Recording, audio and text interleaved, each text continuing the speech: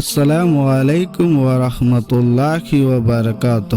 دوستوں، میں امید کرتا ہوں کہ آپ لوگ خیریت سے ہوں گے۔ اللہ پاک ہم سب کو سلامت رکھے، خوش رکھے۔ دوستوں، میں آپ سب سے ایک گزارش ہے کہ آپ سب نماز نہیں پڑھ رہے ہیں تو آج سے نماز پڑھنا شروع کر دیں، کیونکہ مرنے کے بعد پہلا قبر کے اندر سوال ہوگی من ربو کا، تمہارا رب کون ہے؟ اس وقت ہمارا نماز ہی کام آئے گی، اسی لیے پہلے سے تیاری کرے۔ چلیے شروع کرتے ہیں۔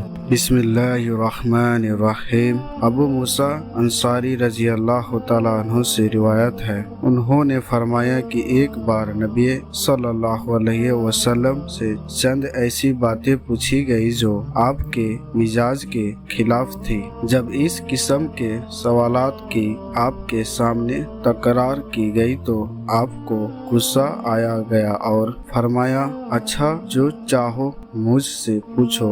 اس پر ایک آدمی نے عرض کیا، میرا باپ کون ہے؟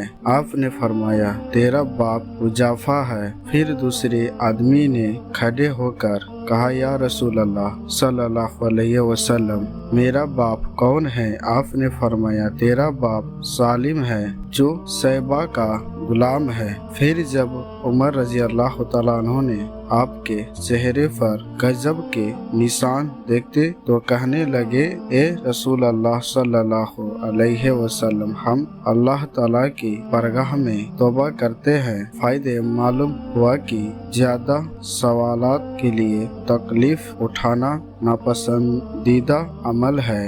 حدیث نمبر 81۔ السلام علیکم ورحمۃ اللہ وبرکاتہ۔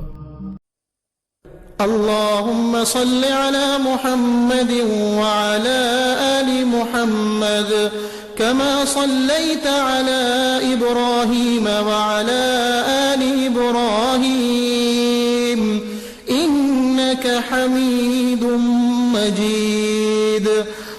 اللهم بارك على محمد وعلى آل محمد كما باركت على إبراهيم وعلى آل إبراهيم إنك حميد